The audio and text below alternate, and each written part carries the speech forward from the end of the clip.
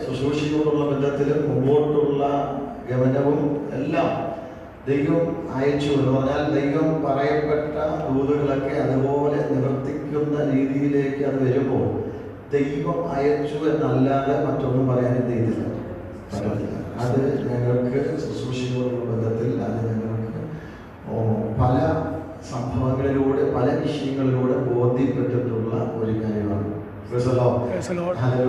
ഈ നിങ്ങളെ ശുശ്രൂഷിപ്പാൻ, നിങ്ങളെ സ്നേഹിപ്പാൻ, അപ്പോൾ തന്നെ നിങ്ങളുടെ സ്നേഹം അനുഭവിപ്പാൻ ഒക്കെ ഇടയാക്കി തീർത്തു എന്നുള്ളതിൽ ഞാൻ ദൈവത്തെ സ്തുതിക്കുന്നു. നിങ്ങളുടെ പ്രാർത്ഥനയായിരുന്നു ഇതുവരെയും നിൽക്കുവാനായിട്ട് ഇടയായി തീർന്നത്. നിങ്ങൾ ഞങ്ങൾക്ക് വേണ്ടി, ഞങ്ങളുടെ കുടുംബത്തിന് വേണ്ടി, ഞങ്ങളുടെ കുഞ്ഞുങ്ങൾക്ക് വേണ്ടി പ്രാർത്ഥിക്കുകയും നിങ്ങൾ ഞങ്ങളെ സ്നേഹിക്കുകയും കരുതുകയും എല്ലാ ആവശ്യങ്ങളിലും നിങ്ങളുടെ സാന്നിധ്യം ഞങ്ങൾക്ക് ഒത്തിരി അനുഗ്രഹമായിരുന്നു. പല പ്രതിസന്ധികൾ വന്നു, രോഗങ്ങൾ വന്നു, പ്രതികൂലങ്ങൾ വന്നു. ഈ സമയത്തൊക്കെ ഞാൻ മനസ്സിലാക്കുന്നു സഹോദരങ്ങളും പ്രിയപ്പെട്ടവരൊക്കെയാണ് പ്രാർത്ഥനയിലും അല്ലാതെയും ഒക്കെ ഞങ്ങളെ സപ്പോർട്ട് ചെയ്യുവാനായിട്ട് ഇടയായിട്ടുള്ളത്. എല്ലാവർക്കും ക്രിസ്തുയേശുവിൽ നന്ദി അറിയിക്കുകയാണ്. ഹല്ലേലൂയ. ദൈവകൃപയിൽ ദൈവം നൽകപ്പെട്ട കൃപയ്ക്ക് അനുസൃതമായിട്ട് മുമ്പോട്ട് പോകുവാൻ നിങ്ങളുടെ എല്ലാവരുടെയും പ്രാർത്ഥനയും അകമരിഞ്ഞ പിന്തുണയും ഞങ്ങൾക്ക് ആവശ്യമാണ്. ഒറ്റയ്ക്ക് നിന്ന് ശുശ്രൂഷിച്ച് മുമ്പോട്ട് പോകാൻ എന്ത് ചെയ്തില്ല, ഒരിക്കലും പറ്റത്തില്ല. അതിനെ കമ്മിറ്റിയുടെയും ജനത്തിൻ്റെയും സഹോദരിമാരുടെയും കുഞ്ഞുങ്ങളുടെയും പ്രായമുള്ളവരുടെയും എല്ലാവരുടെയും പിന്തുണ ഞങ്ങൾക്ക് ആവശ്യമുണ്ട്. ചിലരെയൊക്കെ ചിലപ്പോൾ സാഹസികരതായിട്ട് വന്നേക്കാം, അത് യഥാർത്ഥത്തിൽ മനഃപൂർവ്വമല്ല. ചിലരെയൊക്കെ വഴക്ക് പറയേണ്ടതായിട്ട് വന്നേക്കാം, അത് യഥാർത്ഥത്തിൽ മനഃപൂർവ്വമല്ല. എന്ന് പറഞ്ഞുകൊണ്ട് വഴക്ക് പറഞ്ഞു അല്ലെങ്കിൽ ഒന്ന് സാഹസിച്ചു എന്ന് പറഞ്ഞ് സ്നേഹം പറയത്തൊന്നുമില്ല. അത് അവിടെ കൊണ്ട് തീരും, അവിടെ കൊണ്ട് അവസാനിക്കും. അത് വീണ്ടും നിങ്ങളെ സ്നേഹിക്കാനും അല്ലെങ്കിൽ നിങ്ങൾക്ക് വേണ്ടി ശുശ്രൂഷിപ്പാനും മുമ്പിൽ തന്നെ ഉണ്ട്. നിങ്ങളത് ഉൾക്കൊള്ളുക, നിങ്ങളത് അംഗീകരിക്കുക, നിങ്ങളത് അക്സെപ്റ്റ് ചെയ്യുക. അല്ലെങ്കിൽ സ്തോത്രം. അത് ഒരു ശുശ്രൂഷകൻ എന്ന നിലയിൽ, ഒരു സഭയുടെ ചുമതലക്കാരൻ എന്ന നിലയിൽ എന്നെ ഫലമേൽപ്പിച്ചിരിക്കുന്നതാണ്. ഒരാള് തെറ്റിലേക്കോ അല്ലെങ്കിൽ കുഞ്ഞുങ്ങളോ ആരാണെങ്കിലും അവരെ നിയന്ത്രിക്കുക എന്നുള്ളത് ദൈവദാസൻ എന്ന നിലയിൽ ദൈവദാസനെ ഫലമേൽപ്പിച്ചിരിക്കുന്ന ദൈവിക ഉത്തരവാദിത്വമാണ്.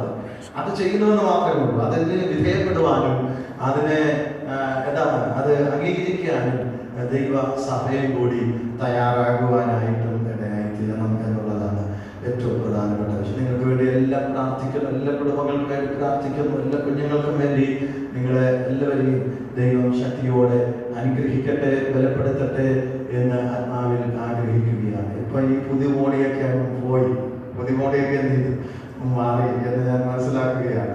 ഇത്രയായ ഒരു വർഷം പറഞ്ഞാവുന്നു. അതുകൊണ്ട് പുതിയ മോടിയാവുമ്പോൾ ഇങ്ങനെ എന്ത് ചെയ്യായിരുന്നു. അപ്പൊ അതൊക്കെ മാറി നമ്മുടെ സ്വഭാവത്തിനൊന്നും മാറ്റങ്ങളൊന്നും സംഭവിക്കാതെ നല്ല വിശുദ്ധിയോടെ ദൈവകൃപയോടെ ഇവിടെ പറയുന്ന ദൈവത്തിന്റെ വചനങ്ങൾ വിശുദ്ധിയോടെ നിങ്ങൾ ആരും ഏറ്റക്കുറച്ചിലുകളോ അങ്ങനെയൊന്നും ചിലരുടെ മനസ്സിലൊക്കെ അങ്ങനെ ഒരിക്കലും വരാനും പാടില്ല. നിങ്ങളെല്ലാവരും ഒരേപോലെ സ്നേഹിക്കുകയും നിങ്ങളെല്ലാവരും ഒരേപോലെ നിങ്ങൾ ആവശ്യപ്പെട്ടാൽ നിങ്ങളുടെ അടുക്കൽ അവിടെ എത്തുന്നതാണ്. നിങ്ങൾ ആവശ്യം എല്ലാത്തിനും നിങ്ങളോട് കൂടെ ആത്മീയ വിഷയങ്ങൾക്ക്, ഭൗതിക വിഷയങ്ങൾക്കല്ല, ആത്മീയ വിഷയങ്ങൾക്ക് എല്ലാത്തിനും നിങ്ങളോടൊപ്പം പിന്തുണ ഉണ്ട്. നിങ്ങൾക്ക് വേണ്ടി പ്രാർത്ഥിക്കുന്നു. അത് ഹല്ലേലൂയ എപ്പോഴും ചെയ്യുവാനായിട്ടും ഇടയായിത്തീരും. നിങ്ങളെല്ലാവരുടെയും പ്രാർത്ഥനയ്ക്കും സഹകരണങ്ങൾക്കും ദൈവദാസനോടുള്ള രീതിയിൽ ദൈവത്തെ സ്നേഹിക്കുന്നത് പോലെ കരുതുകയും സ്നേഹിക്കുകയും ബഹുമാനിക്കുകയും ചെയ്യുന്ന നിങ്ങൾക്ക് എല്ലാവർക്കും ക്രിസ്തുയേശുവിൽ നന്ദി അറിയിക്കുന്നു. ദൈവം ധാരാളമായി അനുഗ്രഹിക്കട്ടെ, ബലപ്പെടുത്തുമാറാകട്ടെ എന്ന് പ്രാർത്ഥിക്കുന്നു.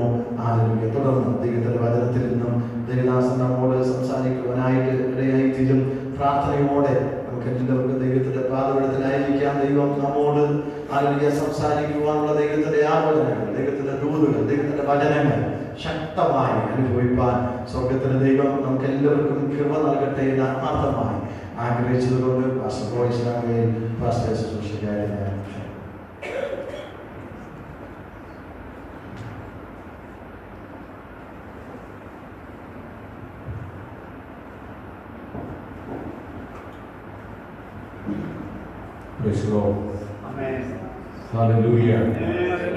കർത്താവിന്റെ നാമം ഇന്ന് ഈ പകൽക്കാലം വാഴ്ത്തപ്പെടുമാറാകട്ടെ.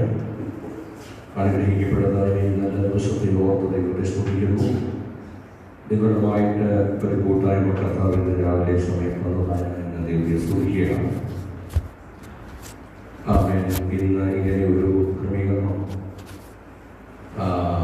പെട്ടെന്നാണ് ക്രമീകരിക്കപ്പെട്ടത് എന്ന് വേണമെങ്കിൽ പറയാം. എല്ലാം ഒരു ദൈവത്തിൻ്റെ നിയോഗവും ദൈവത്തിൻ്റെ നിശ്ചയവുമായി ഞാൻ മനസ്സിലാക്കുന്നു. കുടുംബ പ്രാർത്ഥനയോടുള്ള ബന്ധത്തിലാണ്. സാധാരണഗതിയിൽ ഞങ്ങളെയൊക്കെ ഓർമ്മ വെച്ച സമയം മുതൽ ഈ കുടുംബ പ്രാർത്ഥനയ്ക്ക് ഞാൻ ആദ്യമായിട്ടാണ് പകൽ പ്രസംഗിക്കുന്നത്. ഞാൻ പെന്തക്കോസ്തിന്റെ 3ാമത്തെ തലമുറയാണ്. അതുകൊണ്ട് എൻ്റെ സഭയ്ക്ക് 101ാമത്തെ വയസ്സാണ്. ഇപ്പോൾ കഴിഞ്ഞ ഡിസംബറിൽ 100 വർഷം പൂർത്തിയാക്കി ഞങ്ങൾ 101ാമത്തെ വയസ്സിലേക്ക് പ്രവേശിക്കും. പക്ഷെ ഞാൻ സുവിശേഷ വേലയ്ക്ക് 2000 ഇറങ്ങിയതാണ്. വ്യത്യസ്തമായിട്ട് ഞാൻ ഉപവാസ പ്രാർത്ഥനകളാണ് പകൽ പ്രസംഗിച്ചിട്ടുള്ളത്. പിന്നെ ആലയത്തിലാണ് നാം ഇരിക്കുന്നതെന്നുള്ള പ്രതീതി കൊണ്ട് കുടുംബ പ്രാർത്ഥനയാണ് എന്നുള്ള ചിന്തയും ആ വിട്ട് നമുക്കിന്ന് പകൽ ദൈവത്തിൻ്റെ വലിയ ദൈവസാന്നിധ്യം വചനത്താലുള്ള വെളിപ്പാട് അതിന്ന് പകൽ പ്രാപിച്ചു മടങ്ങാൻ. ഏത് പ്രാർത്ഥനയാണെങ്കിലും വചനത്തിന് ബന്ധനമില്ല, വചനത്തിന് പരിമിതികളില്ല. ഇന്ന് പകൽ നാം എത്രത്തോളം ഒരുങ്ങി പ്രാർത്ഥിച്ചു, പകലാണെങ്കിലും രാത്രിയാണെങ്കിലും. ആമേൻ. ഇത്രത്തോളം പേരെ ഈ കുടുംബ പ്രാർത്ഥനയ്ക്ക് പകൽ കാണുന്നതിൽ ഞാൻ സന്തോഷമുണ്ട്. നിങ്ങളെ കർത്താവ് അനുഗ്രഹിക്കട്ടെ. ഞാൻ ഏറെ സ്നേഹിക്കുന്ന ഞങ്ങളുടെ കുടുംബത്തിലെ അംഗമാണ് കർത്താവിൻ്റെ ദാസൻ കുടുംബം. ദീർഘവർഷങ്ങൾ ഞങ്ങൾക്ക് ഒരുമിച്ച് കരുനാഗപ്പള്ളിയിൽ ആയിരിപ്പം കർത്തപ്പടയാക്കി. അതിന് ശേഷമാണ് ഞാൻ ചങ്ങനാശ്ശേരി സെക്ഷനിൽ പോകുന്നിടത്ത് സർവീസ് കോഡിൻ്റെ ചാർജിൽ ഇപ്പോൾ 3ാമത്തെ വർഷം. ഇവിടെ കർത്താദാസൻ വന്ന സമയത്ത് എനിക്കൊന്നും പലരും ഞാൻ കണ്ടു, പരിചയപ്പെട്ടിട്ടുണ്ട്. നിങ്ങളെ വന്ന് കാണാൻ വീണ്ടും ഇങ്ങനെ ശുശ്രൂഷ അനുഭവിപ്പാൻ കർത്താവ് അവസരത്തിനാണ് ദൈവത്തെ സ്തുതിക്കുന്നു. ഇത്രത്തോളം കർത്താദാസനെയും കുടുംബത്തെയും ഈ ദേശത്തെ പട്ടണത്തിൽ കർത്താവിന് വേല ചെയ്യാൻ ആത്മാവിന്റെ നിറവിലും അഭിഷേകത്തിലും കുടുംബമായിട്ട് അവർക്ക് ദൈവത്തിന്റെ സഭയെ പരിപാലിപ്പാൻ കർത്താവ് കൊടുത്ത മഹനീയമായ നല്ല സന്ദർഭത്തെ ഓർത്ത് ഞാൻ ദൈവത്തെ സ്തുതിക്കുകയാണ്. എല്ലാറ്റിനും സ്തോത്രം ചെയ്യുകയും ഇടപെടാതെ പ്രാർത്ഥിക്കുകയും. ഇതാണ് കർത്താവ് നമ്മെക്കുറിച്ച് പറഞ്ഞിരിക്കുന്നതായ ആഗ്രഹവും ഇഷ്ടവും. അതുകൊണ്ട് ഇന്ന് പകൽ ഞാൻ പറയട്ടെ, ദൈവത്തിന്റെ സന്നിധിയിൽ നാം ഇന്ന് പകൽക്കാലം പ്രാർത്ഥിക്കുമ്പോൾ, സ്തോത്രം ചെയ്യുമ്പോൾ അതിനകത്തൊരു ദൈവശക്തി ഉണ്ട്. വേദപുസ്തകത്തിൽ ഉടനീളം നാം പരിശോധിച്ചാൽ ആമേൻ സ്തോത്രത്തിനകത്ത് അസാധാരണമായ ദൈവശക്തി വ്യാപരിക്കപ്പെട്ടു. ഞാനൊരു കുറിവാക്യം വായിച്ച് ആമേന് 1-2 മുഖവരയുടെ ഇടയിൽ ആമേൻ ഈ സ്തോത്രത്തിനകത്ത് എന്താണ് ദൈവശക്തി എന്ന് പറഞ്ഞ് എന്റെ മെസ്സേജിലേക്ക് പ്രവേശിപ്പാൻ കർത്താവ് ആഗ്രഹിക്കുകയാണ്. ആമേൻ. അപ്പോസ്തല പ്രവൃത്തിയുടെ പുസ്തകം 27-ാം അധ്യായം 43-44 വാക്യങ്ങൾ ഇന്ന് പകൽക്കാലത്തെ ചിന്തയ്ക്ക് വേണ്ടി നമുക്ക് വായിക്കാം. യെസ്.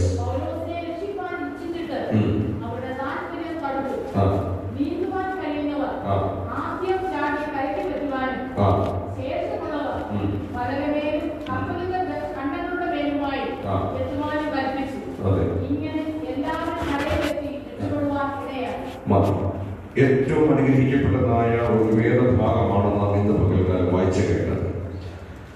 ആമേൻ. ഞാൻ പറയട്ടെ, ഇതെല്ലാം അസാധാരണമായ സന്ദർഭത്തിൽ നടന്ന കാര്യമാണ്.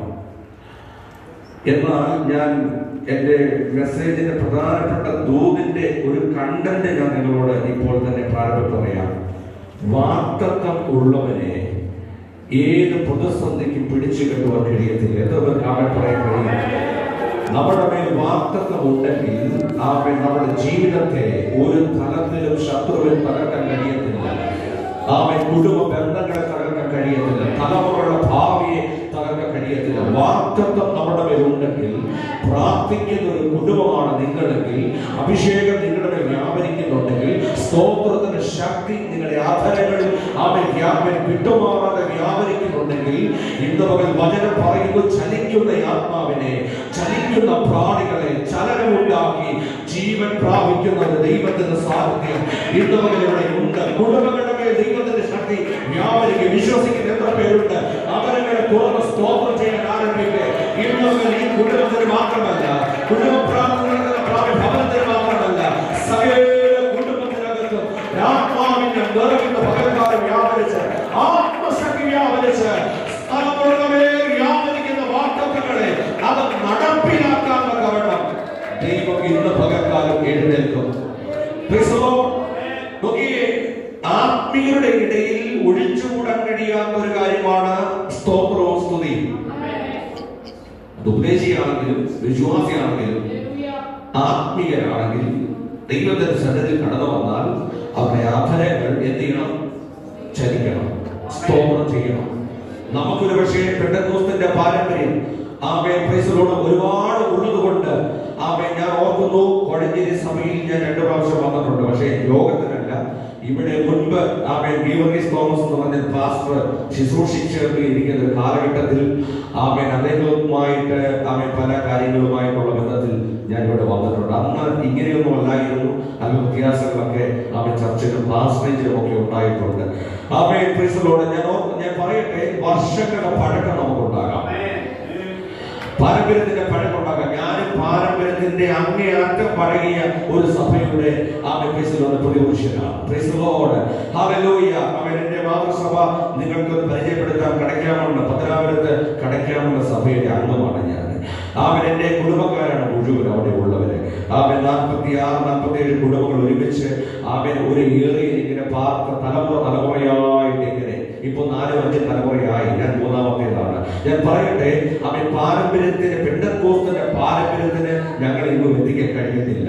എന്നാൽ പ്രാർത്ഥിക്കുന്ന, ആത്മാവിൽ ആരാധിക്കുന്ന, സ്തോത്രം ചെയ്യുന്ന ഞങ്ങളുടെ കുടുംബത്തിലെ പണ്ടുണ്ടായിരുന്ന ചട്ടയും മുണ്ടും ഇട്ട് ആരാധിച്ചു കൊണ്ടുകൊണ്ട് ഒരു വട്ടം അമ്മച്ചിമാരുണ്ടായിരുന്നു, അപ്പച്ചന്മാരുണ്ടായിരുന്നു. അവരുടെ പ്രാർത്ഥനയുടെയും ആരാധനയുടെ ശക്തിയാണ് ഈ ഞങ്ങളുടെ തലമുറകളെല്ലാം അനുഗ്രഹിക്കപ്പെട്ടത്. വേറെ ഒന്നുമല്ല, വിദ്യാഭ്യാസത്തെ കൊഴുപ്പല്ല, അറിവിന്റെ ഉയർച്ചയല്ല, ഒന്നുമല്ല. ഇന്ന് പകരം പറയട്ടെ, അവർ ആരാധിച്ചു, അവർ പ്രാർത്ഥിച്ചു, അവരുടെ ആഭരണങ്ങൾ നിലക്കാതെ സ്തോത്രം ചെയ്ത് അവരിലേക്ക് ചോദിച്ചു.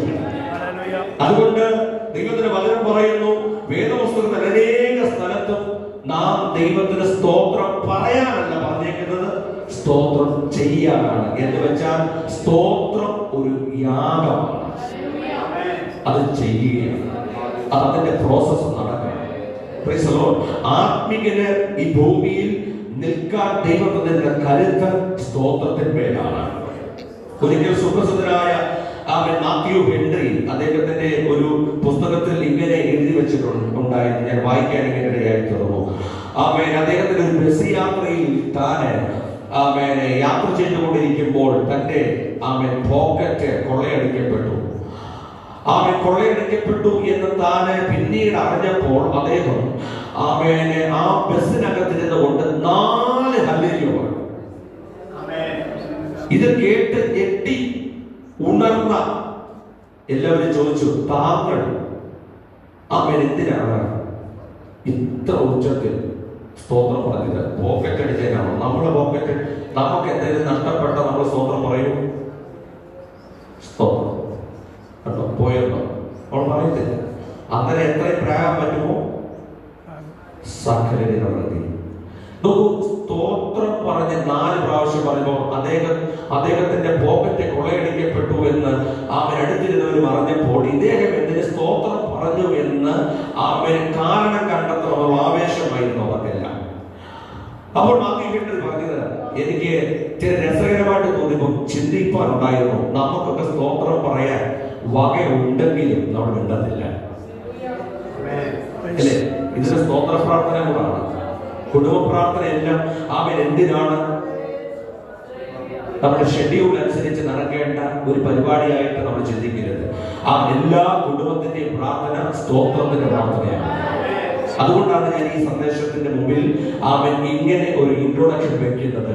അവൻ എല്ലാ കുടുംബവും അവൻ പ്രാർത്ഥിപ്പാൻ ദൈവമേ ഒരു പ്രാവശ്യം കൊണ്ട് കുടുംബമായി സഭയായി ദൈവദാസന്മാരോട് ചേർന്ന് അവൻ ഒരിക്കൽ കൂടെ ഞങ്ങൾക്ക് ഒരുമിച്ച് സ്തോത്രം ചെയ്യാൻ, ഞങ്ങളുടെ കുടുംബത്തെ രക്ഷിച്ച ദൈവത്തിന് ഒരു പ്രാവശ്യം കൂടെ നന്ദി പറയാൻ, ഞങ്ങളുടെ ആയുസ്സിനെ ദൈവത്തിന് സ്തോത്രം ചെയ്യാൻ, ഇന്ന് കൃപ തന്ന ദൈവത്തിന് ഞങ്ങൾ നന്ദിയുള്ള ഹൃദയത്തോടെ അങ്ങേ സ്തുതിക്കുന്നത് പറയാനാണ് നമ്മുടെ കുടുംബ പ്രാർത്ഥനയുടെ ആത്യന്തിക ലക്ഷ്യം. അതുകൊണ്ട് അദ്ദേഹം പറഞ്ഞു, ഞാൻ എല്ലാ ദിവസവും മിക്കവാറും യാത്ര ചെയ്യുമ്പോൾ പോക്കറ്റ് നിറയെ പണം കൊണ്ടാണ് സഞ്ചരിക്കാറുള്ളത്. പക്ഷേ ഇന്ന് ഞാൻ സഞ്ചരിക്കുമ്പോൾ അവൻ അധികം പണം എടുക്കാൻ അവൻ ഇടയായി തീർന്നില്ല. അതിന് ദൈവം കർത്താവ് അനുവദിച്ചില്ലല്ലോ എന്ന് ഓർത്ത് അദ്ദേഹം എന്ത് ചെയ്തു? സ്തോത്രം ചെയ്തു. അവൻ അത് കഴിഞ്ഞിട്ട് അദ്ദേഹം പറഞ്ഞു, എല്ലാ ദിവസവും അദ്ദേഹം പറഞ്ഞത് ഒരുപാട് നാളായി ഇദ്ദേഹം ബസ് യാത്ര ചെയ്യാൻ തുടങ്ങിയിട്ട് ഇത്രയും നാളും എന്റെ പോക്കറ്റ് അടിക്കാൻ ആ രീതിയിൽ സമ്മതിച്ചില്ലല്ലോ എന്നോർത്ത് രണ്ടാമത് പുള്ളി എന്ത് ചെയ്തു? സ്തോത്രം പറഞ്ഞു. മൂന്നാമത് പുള്ളി സ്തോത്രം പറഞ്ഞത് അവന് ആ കൊള്ളയടിക്കാൻ വന്ന മനുഷ്യൻ പോക്കറ്റ് ഒരു ബ്ലേഡ് കൊണ്ടാണ് കീറിയത്. അദ്ദേഹം പറഞ്ഞത്, അദ്ദേഹം ബ്ലേഡ് കൊണ്ട് ഈ പോക്കറ്റ് കീറിയപ്പോൾ എന്റെ ദേഹത്ത് അല്പം പോലും മുറിവേൽക്കാതെ ദൈവം കാത്തതിനായി അദ്ദേഹം സ്തോത്രം ചെയ്തു. Praise the Lord. അവൻ നാലാമത് പുള്ളി സ്തോത്രം ചെയ്തത് എന്തിനാണെന്ന് അറിയാമോ? അവൻ ദൈവമേ എന്റെ മാത്രം പോക്കറ്റ് അടിച്ച് അദ്ദേഹം ഈ ബസ്സിൽ നിന്ന് പോയതിനായിട്ടും മറ്റാരുടെയും പോക്കറ്റ് അടിച്ചില്ലല്ലോ എന്ന് ഓർത്തും അദ്ദേഹം സ്തോത്രം ചെയ്തു. ഇന്ന് പകൽക്കാലം എത്ര പേർക്ക് അദ്ദേഹം പറഞ്ഞത്, എനിക്ക് സ്തോത്രം പറയാൻ ഒരുപാട് ഭാഗ്യമുണ്ടായിരുന്നു.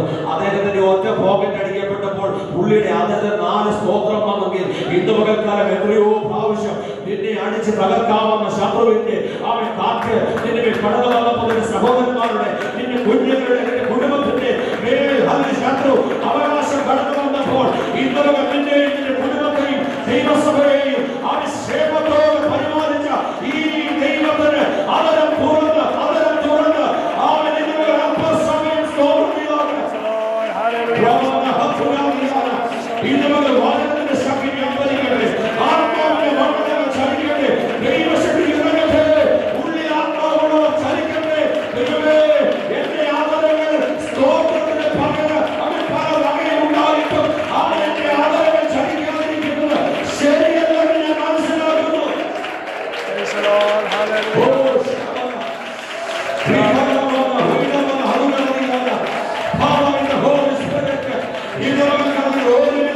ദൈവസഭയെ ആഗ്രഹിക്കുകയാണ്.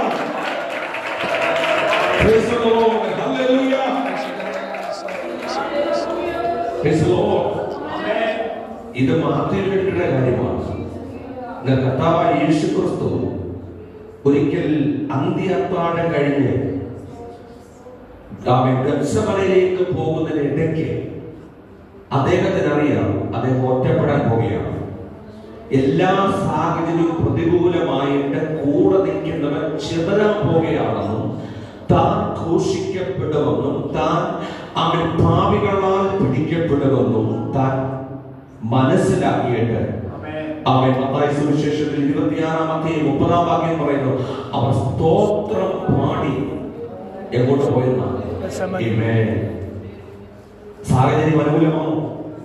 മോശപ്പെട്ട സാഹചര്യമായിരുന്നു. മോശപ്പെട്ട സാഹചര്യത്തിലും അവൻ അദ്ദേഹം സ്തോത്രം ചെയ്ത് ഗത്സമനയിലേക്ക്, ഒലിവ് മലയിലേക്ക് നീങ്ങുന്ന ഇന്ന് പകൽക്കാലം സ്തോത്രത്തോടും സ്തുതിയോടും കൂടെ ഏത് പ്രതിസന്ധിയും നേരിടാൻ തയ്യാറാണെങ്കിൽ അവിടെ അവൻ ഞാൻ പിടിക്കപ്പെട്ടാലും, ഞാൻ തകർക്കപ്പെട്ടാലും, ഞാൻ ക്രൂശിക്കപ്പെട്ടാലും, എന്നെ കല്ലറയ്ക്കുള്ളിൽ ഒതുക്കി വെച്ചാലും ഞാൻ പറഞ്ഞ സ്തോത്രത്തിനൊരു ശക്തിയുണ്ട്.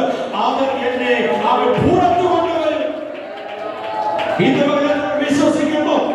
നമ്മെ പിടിച്ചു കെട്ടുവാൻ നോക്കുന്ന ശത്രുവിന്റെ ആണവാദങ്ങളെ, നമ്മെ ബന്ധിക്കാൻ നോക്കുന്ന ശത്രുവിന്റെ പദ്ധതികളെ, അവൻ കാരാഗ്രഹത്തിൽ അടയ്ക്കാൻ നോക്കുന്ന ശത്രുവിന്റെ പദ്ധതികളെ നിന്നെ സ്തോത്രത്താൽ നിന്നെ പുറത്തു കൊണ്ടുവരാം. ഇതുപോലെ ആ ദൂത് ഹൃദയത്തെ ഉൾക്കൊള്ളാൻ കഴിയുന്നവർ ദൈവത്തെ സ്തുതിക്കട്ടെ.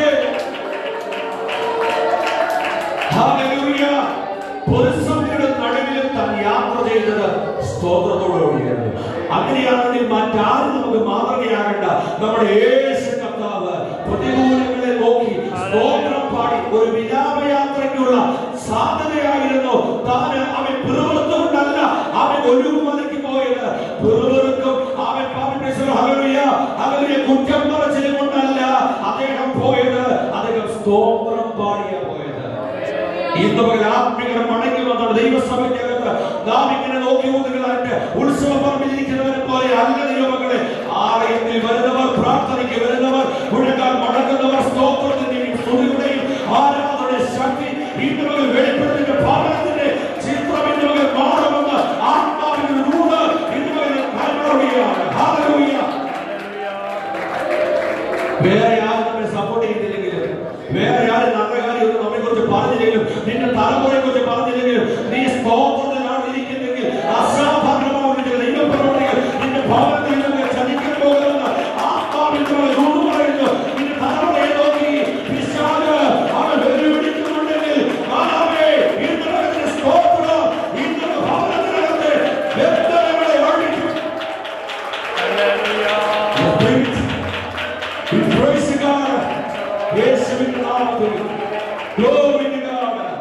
കർത്താവിന്റെ അഭിഷേകം കുടുംബങ്ങളിൽ വന്നാൽ അവയെ എതിർക്കുവാൻ, തകർക്കുവാൻ ഒരു ശക്തിക്ക് കഴിയുന്നില്ല. ഇവിടെ നാം വായിച്ച വാക്യത്തിലേക്ക് ഞാൻ വരട്ടെ. ഇതാണ് സ്തോത്രത്തിന്റെ ശക്തി. അസാധാരണമായ സംഭവവികാസങ്ങളിടയിൽ ആത്മനിറവിൽ ദൈവത്തെ സ്തുതിച്ച എല്ലാവരുടെ പേരും ദൈവശക്തി വ്യാപിച്ചിട്ടുണ്ട്. ഇവിടെ നാം പരിചയപ്പെടുന്നത് പൗലോസ് എന്ന് പറയുന്ന അവൻ മഹാനായ ഒരു സുവിശേഷകനാണ്.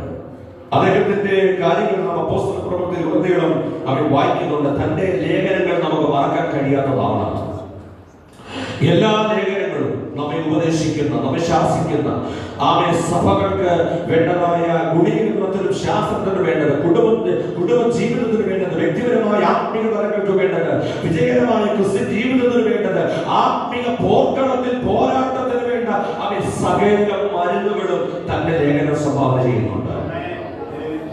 ഇവിടെ അപ്പോസ്തലനായ പൗലോസ് തന്റെ കൈസരിയിൽ നിന്ന് മിലേത്തോസ് വഴിയായി റോമിലേക്ക് കപ്പൽ കയറുവാൻ അവൻ തുടങ്ങുന്ന സന്ദർഭത്തിൽ തന്റെ ജീവിതത്തിൽ ഉണ്ടായ ഞെട്ടിക്കുന്ന ചില മഹാസംഭവങ്ങൾ ആണ് 27-ാം അധ്യായം എന്ന് പറയുന്നത്. അവൻ ഒരു അനുഭവത്തിൽ കൂടെ താനെ കടന്നു പോവുകയാണ്. ഈ അധ്യായം നോക്കുമ്പോൾ തന്റെ ജീവിതാനുഭവം ഏത് വ്യക്തിക്കും ഒരു ചലഞ്ചാണ്. അപ്പോൾ പൗലോസിന്റെ കാര്യങ്ങൾ നമ്മെ ആവേശം കൊള്ളിക്കുന്നതാണ്. എന്നാൽ തന്റെ ജീവിതത്തിനകത്ത് താൻ കടന്നുപോയതെല്ലാം അതിഘോരമാകുന്ന പ്രതിസന്ധികളിലൂടെയാണ്, പ്രശ്നങ്ങളിലൂടെയാണ്. ഇന്ന് നമ്മുടെ എല്ലാവരുടെയും ജീവിതത്തിൽ എന്തുണ്ട്? പ്രതിസന്ധികളുണ്ട്, പ്രശ്നങ്ങളുണ്ട്, പ്രായത്തിൻ്റെതുണ്ട്, അഭിപ്രായമാകുന്നതിന്റെ ഉണ്ട്. ഹല്ലേലൂയ. ജീവിതത്തിന് ഒരുപാട് വിഷയങ്ങൾ ഉള്ളവരാണ് ഞാനും നിങ്ങളും. എന്നാൽ ഇവിടെ നാം വായിക്കുമ്പോൾ 27-ാം അധ്യായത്തിന്റെ പ്രാരംഭ വാക്യങ്ങളൊക്കെ നാം വായിക്കുമ്പോൾ പ്രതികൂലങ്ങളെ ജീവിക്കാൻ പോലും സാധ്യതയില്ലാത്തിടത്ത് അവൻ ഇവിടെ നോക്കൂ, അനേക അനുഭവങ്ങൾ പൗലോസ്ലീഹ നമുക്കും എന്ത് ചെയ്യുന്നുണ്ട്? സംഭാവന ചെയ്യുന്നുണ്ട്. നാം വായിക്കുമ്പോൾ നമുക്ക് അതാണ് മനസ്സിലാക്കാൻ കഴിയുന്നത്. എന്നാൽ ദൈവം തന്നെ വാഗ്ദത്തം നിറവേറ്റാൻ, ഞാൻ ആ വിഷയത്തിലേക്കാണ് വരുന്നത്. ദൈവം തന്റെ വാഗ്ദത്തം നിറവേറ്റാൻ തന്നെ ആ കഷ്ടതയിലൂടെ പോകാൻ എന്തിരുന്ന അനുവദിച്ചു. അല്ലേ? നോക്കിക്കേ, അവൻ അനുഭവങ്ങളിലൂടെയാണ് തന്നെ കടത്തിവിട്ടത് എങ്കിലും അത് പിന്നീടാണ് ശ്രേഷ്ഠമാണെന്ന് തനിക്ക് മനസ്സിലായത്. യൂലിയസ് എന്ന് പറയുന്ന അവൻ ഉദ്യോഗസ്ഥന്റെ കസ്റ്റഡിയിലായിരുന്നു പൗലോസ്. അതാണ് 27-ാം അധ്യായം പ്രാരംഭമാക്കിക്കുന്നത് വായിക്കുമ്പോൾ മനസ്സിലാക്കാം. റോമൻ സർക്കാരിന്റെ സുപ്രീം കോടതി എന്ന് പറയുന്നത് റോമിലാണ്. അപ്പോൾ കീഴ്ക്കോടതിയിൽ തീരാത്ത എന്തെങ്കിലും പ്രശ്നങ്ങൾ ഉണ്ടെങ്കിൽ അത് കൊണ്ടുപോകുന്നത് എങ്ങോട്ടെയാണ്? ഈ സുപ്രീം കോടതിയിലാണ്. അങ്ങനെ അവൻ ഇവിടെ എങ്ങും തീർന്നില്ല എന്നതുകൊണ്ടാണ് അവൻ പൗലോസ് ഉൾപ്പെടെ തടവുകാരെ, അങ്ങനെയാണ്, തടവുകാരായിട്ടാണ് റോമൻ സർക്കാർ അവരെ സുപ്രീം കോടതിയിലേക്ക് കൊണ്ടുപോകുന്ന ചരിത്രം അവിടെ നമുക്ക് മനസ്സിലാക്കാൻ കഴിയുന്നത്. 27-ാം അധ്യായം 1-ാം വാക്യം വായിക്കും.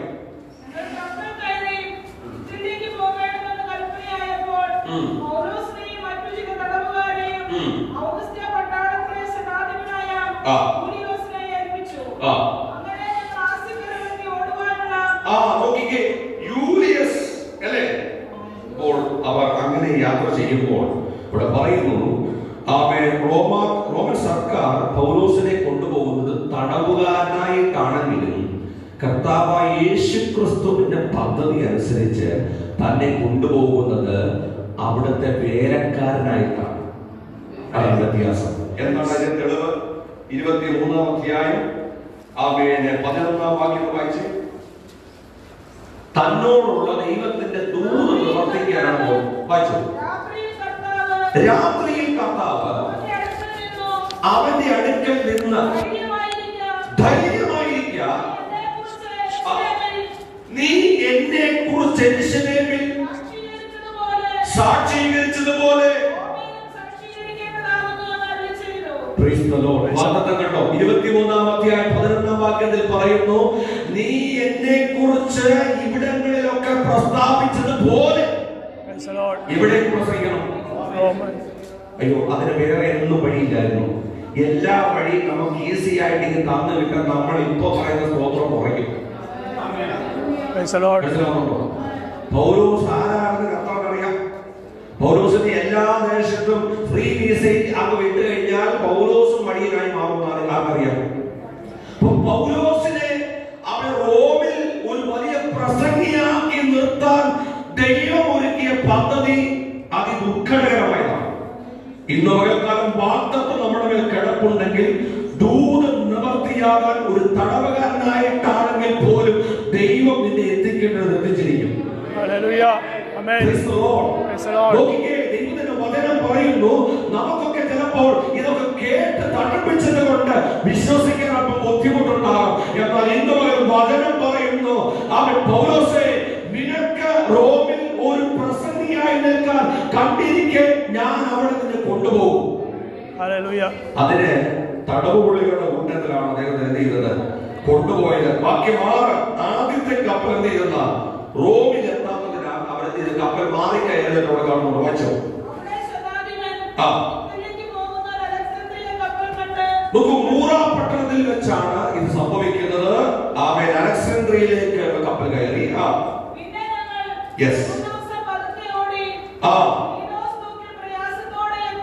നോക്കിക്കേ, അപ്പോൾ അവിടെ ഈ റോമിലേക്കുള്ള തന്റെ യാത്രയുടെ പ്രാരംഭത്തിൽ തന്നെ എന്ത് തുടങ്ങിയതാണ്?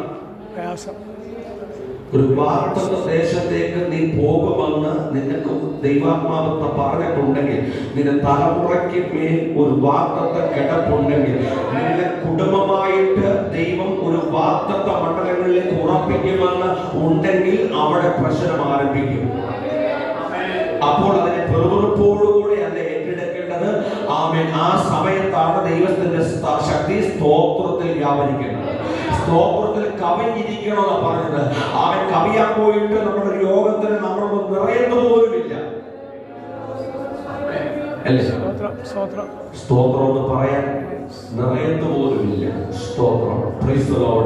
കാരണം അത് നമുക്കൊരു എക്സ്പീരിയൻസ് ആയില്ല. അല്ലെങ്കിൽ സ്തോത്രം പറഞ്ഞ് മടുത്തു പോയി. പക്ഷെ വേദോസം പറഞ്ഞ് നിങ്ങൾ മടുത്തു പോകരുത്.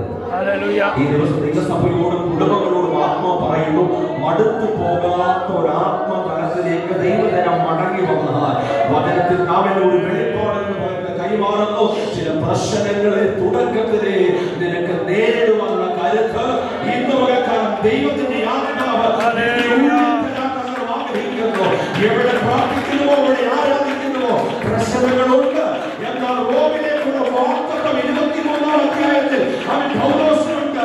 പൗലോസ് ഏതെങ്കിലും വിധേയനെ അവിടെ പോകണമെന്നുള്ളത് ദൈവത്തിന്റെ ഹിതമായിരുന്നുവെങ്കിലും വാഗ്ദത്തമുള്ള പൗലോസിനെ ശത്രു ഇവിടെ തടയുകയാണ്. തിരുമക്കളെ, നമ്മുടെ മേൽ ദൂത് കിടപ്പുണ്ടെങ്കിൽ പ്രശ്നമുണ്ടാവും. ആ പ്രശ്നത്തെ നാം നേരിടണം. ഞങ്ങളുടെ ജീവിതത്തിന്റെ അനുഭവങ്ങളാണ്. ഒരുപാട് പ്രശ്നങ്ങളും പ്രതിസന്ധികളും ആ നേരിട്ടാണ് അവൻ ഇവിടെ വരെ വന്നത്. ഒരുപാട്. അതുകൊണ്ട് ഞാൻ പറയട്ടെ, വിളിച്ചു പറയുന്നു. ഇവിടെ വാക്യം 6-ാം വാക്യം വായിച്ചാട്ടെ. അതിന്റെ 10-ാം വാക്യം വായിച്ചാട്ടെ. നോക്കിക്കേ, ഒന്നാമത്തെ 4 വിധത്തിലുള്ള പ്രതികൂലങ്ങളാണ് അവർക്ക് നേരിട്ടത്. ഒന്ന്, വാക്യം 4, പ്രതികൂല കാറ്റ് അല്ലേ അല്ലേ? അപ്പോൾ ഒന്നാമത് ഈ വാഗ്ദത്തം നടക്കാതിരിക്കാൻ നമ്മുടെ മേൽ കടന്നു വരുന്ന ഒന്നാമത്തെ കാറ്റാണ് പ്രതികൂലത്തിന്റെ കാറ്റ്. ഇത് പകരം ഞാൻ അവനെ വേഗം വായിച്ച് വിട്ടിട്ട് അല്പകാര്യങ്ങൾ അവന്ന് വിശദീകരിക്കാം. വാക്യം 13 വായിച്ചേ. തെക്കൻ കാറ്റ് മന്ദമായി ഊതി. 14 വാക്യം.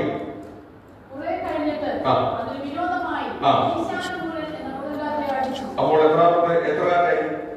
3 തരത്തിലുള്ള പ്രതികൂലങ്ങൾ. ഒന്ന്, പ്രതികൂലത്തിന്റെ കാറ്റ്. ജീവിതത്തിനകത്ത് നമുക്കൊരു ഉയർച്ച ഉണ്ടെങ്കിൽ, കുടുംബമായിട്ട് നമുക്ക് മുൻപോട്ട് ഒരു മൂവ്മെന്റ് ഉണ്ടെന്ന് കണ്ടാൽ അവിടെ ഒരു പ്രതികൂലം ഉണ്ടാകും. ഒന്നുകിൽ നമ്മുടെ പ്രാർത്ഥന കുറയ്ക്കും, ഒന്നുകിൽ നമ്മുടെ ചിന്താഗതികൾ മാറ്റും, അല്ലെങ്കിൽ വചനം കേട്ട ഉടനെ വേദോസം പറയുന്നു സാത്താൻ കൊണ്ടുപോയെന്ന് മത്തായി സുവിശേഷത്തിൽ പറയുന്നുണ്ട്. വചനം കേട്ട ഉടനെ എന്ത് ചെയ്തു? അപ്പൊ സാത്താൻ എവിടെ വരും? നമ്മൾ വിചാരിക്കുന്ന സ്വതന്ത്രം പറയുന്നത് പ്രാർത്ഥന വരുന്നത് തെറ്റാണ്. അവിടെയാണ് കൂടുതൽ സമയം കൊള്ളിയിരിക്കുന്നത്. എന്താ കാര്യം? ഇവിടെ പറഞ്ഞ വചനം കേട്ട ഉടനെ എന്തിനാ എടുത്തോണ്ട് പോകാൻ? ആ വചനം അല്പമെങ്കിലും അതിനകത്ത് കിടന്നു കഴിഞ്ഞാൽ നീ രക്ഷപ്പെടും. ഒന്നുകിൽ അതിനെ തകർക്കണം, അല്ലെങ്കിൽ വിമർശിക്കണം, അല്ലെങ്കിൽ 4 തുണ്ടമാക്കണം. അതിനൊരു ആത്മാവ് ജനത്തിനിടയിൽ ഈ കാലത്ത് കീറിയിട്ടുണ്ട്. എന്തിനാണെന്നറിയുമോ? കേട്ട നിന്റെ അകത്തിരിക്കുന്ന നല്ല വിത്തിനെ എടുത്തോണ്ട് പോകുന്നത്. ഈ ദിവസം സൂക്ഷിച്ച് വേണം അങ്ങനെയുള്ള കാര്യങ്ങളെ കൈകാര്യം ചെയ്യാൻ. ആത്മാവിന്റെ ദൂത് വെളിപ്പെടുന്നവരെ ഓർത്ത് ഞാൻ ദൈവത്തെ സ്തുതിക്കുകയാണ്. ദൈവവചനമകത്ത് കയറുമ്പോൾ അത് സാത്താൻ അന്തേരെ കൊണ്ടുപോകാനാണ് വചന ശുശ്രൂഷയുടെ വരുന്നത്. ഉപവാസം കഴിഞ്ഞപ്പോൾ തന്നെ സാത്താൻ വന്നു കർത്താവിന്റെ അടുത്ത് അല്ലേ? അങ്ങനെ ഒത്തിരി ഞാൻ അത് വേറെ പ്രസംഗമാണ്. ഒരു മണിക്കൂറോളം ഇന്ന് പ്രസംഗിക്കേണ്ട ഒരു പ്രസംഗമാണ്. അത് ഇന്ന് പകൽക്കാലം എന്റെ വിഷയമല്ലാതെ ഞാൻ അവിടേക്ക് വരുന്നില്ല. അപ്പൊ ഞാൻ പറഞ്ഞത്, ആരാധിക്കുന്നിടത്ത് സാത്താൻ വരും, വചനം കേട്ട് ശുശ്രൂഷിക്കുന്നിടത്ത് വരും. അവൻ എല്ലാ ആത്മീയ കൂടിയവരുടെ പുള്ളിയുടെ സാന്നിധ്യം ഉണ്ടെങ്കിൽ എന്തിനാണ് ചോദിച്ചു കഴിഞ്ഞാൽ ഇതൊന്നും വേണ്ടാത്തവരുടെ കൂട്ടത്തിൽ ഇരിക്കാനാണ്. ഇവിടെ ഇപ്പൊ ആരും ഇല്ലെന്നാണ് ഞാൻ വിശ്വസിക്കുന്നത്, മനസ്സിലാക്കുന്നത്. അപ്പൊ ഇപ്പൊ എല്ലാവരും ഇവിടെ തന്നെ ഉണ്ടെങ്കിൽ അവൻ പുള്ളി ഒന്നും ചെയ്യുന്നില്ല. പക്ഷെ ഇവിടെ ഇല്ലെങ്കിൽ ഓർത്തോണം, മറ്റേ പുള്ളി ഇപ്പൊ തിരുമുണ്ട്. മനസ്സിലാവുന്നുണ്ടോ? അതുകൊണ്ട് ഇവിടെ നോക്കിയേ, പൗലോസ് പറയുന്ന കാര്യം ഇതാണ്. അവന് തന്റെ ജീവിതത്തിനകത്ത് ഒരു വാഗ്ദത്തമുണ്ട്. അത് തടവുകാരനായിട്ടാണ് റോമൻ സർക്കാരിന്റെ കണ്ണിൽ പൗലോസിനെ കൊണ്ടുപോകുന്നതിലും ദൈവത്തിന്റെ ശുശ്രൂഷകനായിട്ടാണ് പുള്ളി ഈ തടവുകാരുടെ കൂട്ടത്തിൽ ദൈവം എണ്ണപ്പെടുന്നത്. അവൻ കർത്താവ് പൗലോസിനെ എണ്ണിയത്. അവൻ ഇവിടെ പറഞ്ഞ പ്രതികൂലത്തിന്റെ കാറ്റ്. 2, തെക്കൻ കാറ്റ്. അതെന്താണ്? അതെങ്ങനെ ഊതി? അപ്പൊ ആദ്യത്തെ അത്രയും പ്രഷർ ഇല്ല ഈ തെക്കൻ കാറ്റിന്, അല്ലേ? എന്റെ അർത്ഥം, നമ്മൾ പ്രാർത്ഥിച്ച് പ്രതികൂലം വരുമ്പോൾ ഉപവാസമൊക്കെ വെക്കും, അല്ലെങ്കിൽ അവൻ പാസ്റ്ററെ പ്രത്യേകം വിളിച്ചെന്ന് പ്രാർത്ഥിക്കും. അപ്പോഴത്തേക്ക് ആ കാറ്റിന് ചെറിയൊരു ശമനം ഉണ്ടാകുമ്പോൾ ചെറിയൊരു തെക്കൻ കാറ്റടിക്കുന്നവരേക്കും തീർന്നു. അപ്പോഴേ നമ്മുടെ പിന്നെ നമ്മൾ സ്വതന്ത്രമില്ല, പിന്നെ നമ്മൾ ആള് മാറിയവരെ പോലെയാണ്. പിന്നെ നമ്മുടെ തലങ്ങളെല്ലാം മാറും. നോക്കിക്കേ, ദൈവാനുഗ്രഹത്തിലേക്ക് വരാൻ നമ്മൾ ഒരു ഇച്ചിരി എഫേർട്ട് എടുക്കണം. ചില സമയത്ത് എല്ലാം മൂലെ കെട്ടി ഇറക്കിയാൽ പൗലോസ് ഉൾപ്പെടെ, പൗലോസ് ഇങ്ങനെയാണെങ്കിൽ നമ്മുടെ കാര്യത്തിൽ എന്തായിരിക്കും? പൗലോസിന്റെ ജീവിതത്തിനകത്ത് ദൈവം തന്റെ ദൂത് നിവർത്തിക്കാൻ തന്നെ കൊണ്ടുപോയ ദുഃഖകരമായ അവസ്ഥകൾ നോക്കിക്കഴിഞ്ഞാൽ നമ്മളൊന്നും പൗലോസിന്റെ 7 അയലോകത്ത് എത്താത്തവരാണ്. അപ്പൊ നമ്മൾ എത്രത്തോളം ദൈവസന്നിധിയിൽ ഏകാഗ്രതയോടെ ദൈവത്തിന്റെ മുമ്പാകെ ഇരിക്കേണ്ടവരാണ് ഈ ദിവസങ്ങളിൽ. ആത്മപിതാക്കന്മാർ ആത്മാവിന്റെ സത്യത്തിലും ആരാധിച്ചതുപോലെ തന്നെ നമ്മൾ പ്രാർത്ഥിക്കാൻ വരുന്നത് കോട്ട് ചെയ്ത് പ്രാർത്ഥിക്കണം. അവരെങ്ങനെ പ്രാർത്ഥിച്ചെന്നാണ് അവരുടെയൊക്കെ പ്രാർത്ഥന നടുവിൽ പോയിരുന്ന തീ പാറും.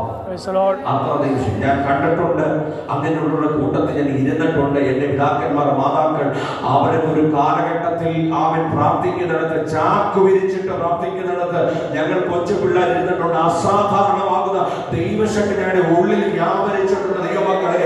അവൻ അതുകൊണ്ട് ചെറിയ പ്രായത്തിൽ ഈ അഭിഷേകത്തിന്റെ സാന്നിധ്യം അകത്തേക്ക് വരാൻ കാരണമായത് അങ്ങനെയുള്ള പിതാക്കന്മാരുടെ മാതാക്കൾ. ഇന്നും പറയട്ടെ, നാം ആത്മാവിൽ ദിവസത്തിൽ ചലിക്കാൻ തയ്യാറായാൽ നമ്മുടെ ഉള്ളിൽ നിന്ന് വ്യാപരിക്കുന്ന തീ നിന്റെ തലമുറയിൽ നീ ചാടിയിരിക്കുന്ന സ്ഥലത്ത് ഇത് അസാധാരണമാകുന്ന ചില ദൈവപ്രവൃത്തികളെ വെളിപ്പെടുത്തി പിന്നിലുള്ള പ്രതികൂലങ്ങളെ കർത്താവിന്റെ നീക്കുന്ന പകരമാണ് ഇന്ന് വിശ്വസിക്കുന്നവർ ദൈവത്തെ സ്തുതിക്കട്ടെ.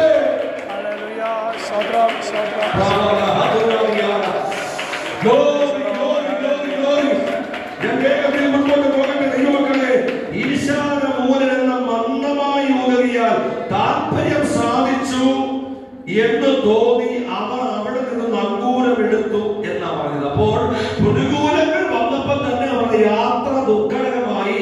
അവർ പലയിടത്തും കൊണ്ടുവന്ന് ഈ കപ്പൽ നിർത്തി അവൻ ഒന്ന് ശാന്തമാകട്ടെ എന്ന് വിചാരിച്ചിരുന്നു എന്നതിന്റെ അർത്ഥം. അങ്ങനെയാണെങ്കിൽ ഒരു ശാന്തത വന്നപ്പോൾ എനിക്ക് മനസ്സിലാകുന്നത്, ശാന്തത ഉണ്ടായിട്ട് എന്താ ഉണ്ടായത്? പ്രധാനമാക്കിയത് കുറെ കഴിഞ്ഞിട്ട് കൊടുക്കാനടിച്ചത്. എടാ, നമ്മളൊരു ചെറിയ കാറ്റിൽ നമുക്ക് നിൽക്കാൻ പറ്റുന്നില്ല. ഒരു ചെറിയ പ്രതികൂലത്തിൽ നടുവിൽ നമ്മുടെ ആത്മീയത നമുക്ക് പുലർത്താൻ കഴിയുന്നില്ലെന്ന്. ചെറിയൊരു വാക്ക് നമ്മൾ കേട്ട് കഴിഞ്ഞാൽ നമുക്ക് നിൽക്കാൻ കഴിയുന്നില്ല. അവൻ അങ്ങനെ പറഞ്ഞു, അല്ലെങ്കിൽ ഇങ്ങനെ പറഞ്ഞു, അല്ലെങ്കിൽ ആ ദൂത് ഇത്രയും വലുതായിട്ട് എന്നോട് പറഞ്ഞിട്ട് എനിക്കത്. ഇതൊക്കെ നമ്മെ കൊണ്ട് നാലെടുത്ത പ്രശ്നങ്ങളാണ്. ഇന്ന് മകൾ വിശ്വാസ ജീവിതത്തിന്റെ ആദ്യ സ്റ്റെപ്പുകൾ അഭിനയിക്കുന്നവരോട് ഞാൻ പറയട്ടെ, ആത്മാവിൽ പറയട്ടെ, അവൻ പ്രതികൂലമേറെ നമ്മുടെ മുൻപോട്ടുള്ള യാത്രകളെ തടയാൻ കടന്നു വരും. അവൻ അല്പശാന്തമെന്നോ തോന്നിയാലും പ്രാർത്ഥന കുറയ്ക്കരുത്. ചെറിയൊരു നിൽക്കാത്ത മന്ദമായി ഊതുമ്പോഴും നിന്റെ ആരാധന കുറയ്ക്കരുത്, പ്രാർത്ഥന കുറയ്ക്കരുത്. ഈ ദിവസങ്ങളിൽ വാർത്തകളിലേക്കുള്ള ചവിട്ടുപടിയാണ് അവൻ ആ കാറ്റുകളെല്ലാം. ചിലപ്പോൾ രോഗമായിരിക്കാം, നിസ്സാരമായ വാക്കുകളായിരിക്കാം, ശാന്തപ്പെട്ടു. ഇപ്പൊ പറയുന്നത് കൊടുങ്കാറ്റിന്റെ നടുവിൽ എങ്ങനെ നിൽക്കാൻ കഴിയും? സ്തോത്രം. അവൻ നിങ്ങൾ മിക്കവരും മരുഭൂമിയിലൊക്കെ അവൻ യാത്ര ചെയ്തവരും അവരൊക്കെ അവിടേക്ക് സന്ദർശിച്ചിട്ടുള്ളത് ഞാൻ പറയാൻ നിങ്ങൾക്ക് അറിയാം. അവിടേക്ക് അടിക്കുന്ന കാറ്റിന്റെ വേഗതയും അവൻ പിസറോട് ചുറ്റുന്ന അവൻ ആ വേഗതയൊക്കെ നോക്കുമ്പോൾ ഹല്ലേലൂയ, മൺതരികളൊക്കെ കറങ്ങുന്ന കണ്ടു കഴിഞ്ഞാൽ പമ്പരം കറങ്ങുന്നത് ഞാൻ കണ്ടിട്ടുണ്ട്. ദൈവമക്കളെ, അവൻ നോക്കുകയും മരുഭൂമിയിലൊക്കെ പോയി നിൽക്കുമ്പോൾ ആ കാറ്റിനകത്ത് കറങ്ങുന്ന അവൻ പിസറോ ഹല്ലേലൂയ, അവൻ മൺതരികളുണ്ടല്ലോ, നിലത്ത് കിടക്കുന്ന മൺതരികൾ അവൻ കറങ്ങാന്ന് പറഞ്ഞാൽ ഫാൻ കറങ്ങുന്നത് കാറ്റിന്റെ വേഗത എന്ന് മാത്രമാണ്. നമുക്ക് ഇവിടെ കാണാൻ സാധ്യതയില്ല. അവൻ നോക്കുക, അങ്ങനെയാണെങ്കിൽ അവൻ ജീവിതത്തിൽ എങ്ങനെയെങ്കിലും നീ മുൻപോട്ട് വാഗ്ദത്തം പ്രാപിപ്പാൻ ഹല്ലേലൂയ പാടില്ല എന്നുള്ളതാണ് അവരുടെ ലക്ഷ്യം, പിശാചിന്റെ ലക്ഷ്യം. ഇപ്പോൾ നോക്കിയ വലിയൊരു കൊടുങ്കാറ്റ് അടിച്ചു. പൗലോസ് ബാക്കി 10-ാം വാക്യം വായിക്കാമോ? ഈ യാത്രയിൽ ചരക്കിനും കപ്പലിനും മാത്രമല്ല നമ്മുടെ പ്രാണനും ഏറെ കഷ്ടനഷ്ടങ്ങൾ വരുമെന്ന് ഞാൻ കാണുന്നു എന്നവരെ പ്രാണന് ഹാനി വരുമെന്ന് പൗലോസിനെ അവിടെ വെച്ച് തന്നെ. അപ്പോൾ ഇദ്ദേഹം ഈ പ്രശ്നങ്ങളുടെ നടുവിലെല്ലാം പുള്ളി എന്ത് ചെയ്യുന്നുണ്ട്? പുള്ളിക്ക് ദൈവാത്മാവ് കാര്യങ്ങൾ വെളിപ്പെടുത്തുന്നുണ്ട്. പ്രതികൂലത്തിന്റെ കാറ്റടിച്ചപ്പോഴേ പുള്ളി പറഞ്ഞു, നമുക്ക് നമ്മുടെ കയ്യിലിരിക്കുന്ന ഭൗതിക നന്മയ്ക്ക് മാത്രമല്ല നമ്മുടെ പ്രാണനം എന്ത് സംഭവിക്കാൻ പോവുകയാണ്. സത്യം പറയാറുണ്ട്, നമ്മുടെ പ്രാണനെ മറന്നു, നമ്മുടെ കാലിനെ വീഴ്ചയുന്നു, നമ്മുടെ കണ്ണിനെ കണ്ണതിൽ വിടുവിച്ച ദൈവം ഇന്ന് പകൽക്കാലം വെറുതെ പറഞ്ഞു വിടാനല്ല, നിന്നെ ഇവന്റെ പ്രാണനെ മരണത്തിൽ നിന്ന് വിടുവിച്ച് ഇത്രത്തോളം കൊണ്ടുവന്ന ദൈവത്തിന് ഇന്ന് പകൽ സ്തോത്രം പറയാൻ വകയുണ്ടെങ്കിൽ ഒരു സ്തോത്രം എന്ന് പറഞ്ഞു. കർത്താവേ, എന്റെ പ്രാണനെ ചില പ്രതികൂല കാറ്റടിച്ചപ്പോൾ എന്റെ ഭൗതിക നന്മ നഷ്ടപ്പെട്ടാലും എന്റെ പ്രാണനെ നീ കാത്തതിനായി, എന്റെ കുടുംബത്തെ, എന്റെ പ്രാണനെ നീ പരിപാലിച്ചതിനായി ഇന്ന് പകൽ നന്ദിയുടെ ഹൃദയത്തോടെ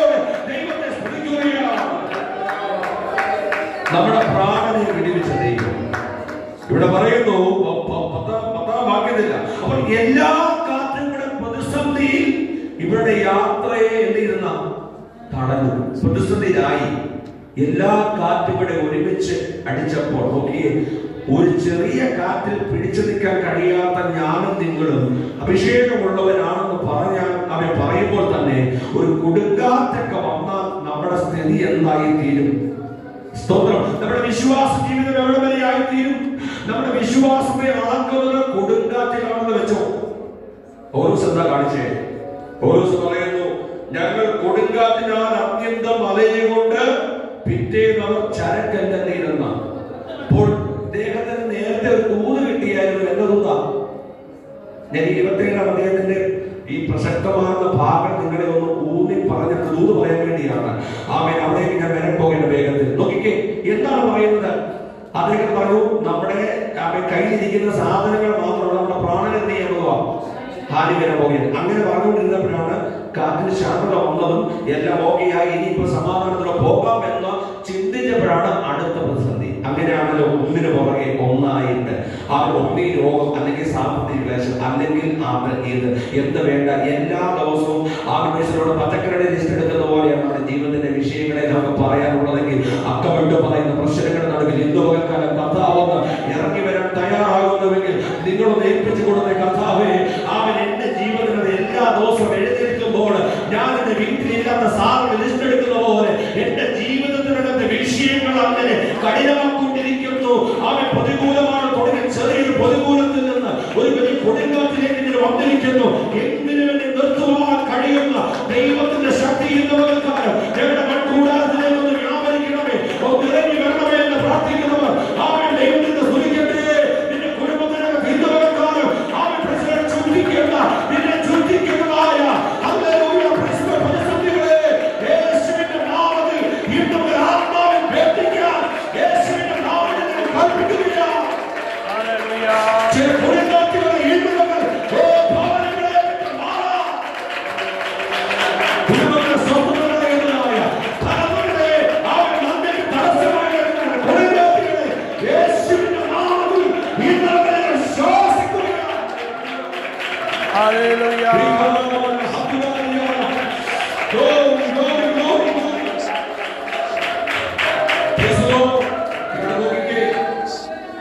ആ വചനമൊന്ന് പറഞ്ഞ് നമുക്ക് അവസാനിപ്പിക്കാം. നോക്കിക്ക്, ഇവിടെ പറയുന്ന വാക്യം 10ാം വാക്യത്തിൽ പറഞ്ഞത് പ്രാണഹാനി വരുമെന്നാണ് അല്ലേ?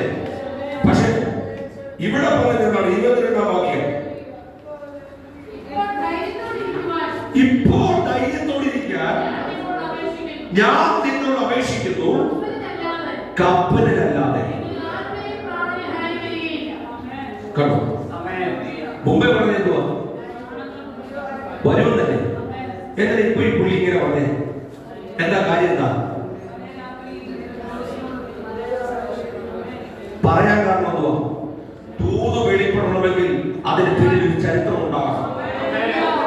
ചുമ്മാ ഒന്നും രാത്രി അവൻ ഇന്ന് പറഞ്ഞ ദൂത് നാളെ മാറ്റി പറയണമെങ്കിൽ അവൻ അതിനകത്തൊരു കാരണം ഉണ്ടാകണം. നമ്മള് കർമ്മേശൊക്കെ വായിക്കുന്ന വാക്യത്തിൽ ഇത് ഹേതുവായി വായിക്കില്ലേ? ചില കോസസ് ഉണ്ട്, ചില റീസൺസ് ഉണ്ട്, ചില വിഷയങ്ങൾക്ക് ചില റീസൺസ് ഉണ്ട്. അത് പരിശോധിക്കണം ഈ ദിവസങ്ങളിൽ. ഇവിടെ നോക്കിക്കേ, പൗലോസിന്റെ ജീവിതത്തിനകത്ത് അവൻ വരാനുള്ള കാരണം എന്താണ്? അദ്ദേഹം പറഞ്ഞു പ്രാണഹാനി വരും എന്നും കൂടെ അദ്ദേഹം പ്രബോധിപ്പിച്ചിട്ട് ഇപ്പോൾ 24ാം വാക്യത്തിൽ പറയുകയാണ്, 22ൽ പറയുകയാണ്, അവൻ ക്രിസ്തുവിനോട് ഹല്ലേലൂയ, അന്ന് രാത്രി കർത്താവിന്റെ ദൂതൻ വന്ന് പറഞ്ഞത് പ്രാണഹാനി ആദ്യം വരുമെന്ന് പറഞ്ഞല്ലേ? എന്താ വരാനെ? ശക്തമായിട്ട് പ്രാർത്ഥിച്ചു. ആര് പ്രാർത്ഥിച്ചു? പൗലോസ് പ്രാർത്ഥിച്ചു. അസാധാരണമായ പ്രാർത്ഥന നടക്കുന്ന വീട്ടിനകത്ത് അവൻ ദൂതിന് വ്യത്യാസം വരുത്തുമെന്ന് വീട്ടിന്റെ മേലുള്ള പ്രതികൂലത്തിന്റെ ദൂതുകളിൽ പ്രവാചകന്മാർ പറഞ്ഞിട്ടുണ്ടെങ്കിൽ അവൻ നിനക്കൊരു ദോഷം വരാനല്ല, ഇന്നൊരു ദോഷത്തെ മായ്ച്ചു കളയാനാണ് വിശ്വസിക്കുന്നവരുണ്ട്. വിശ്വസിക്കുന്നവരുണ്ട്. അവൻ പറഞ്ഞാട്ടെ പലതരത്തിൽ നിന്ന് മാറിപ്പോയത് അനേക പ്രാർത്ഥനയാണ്.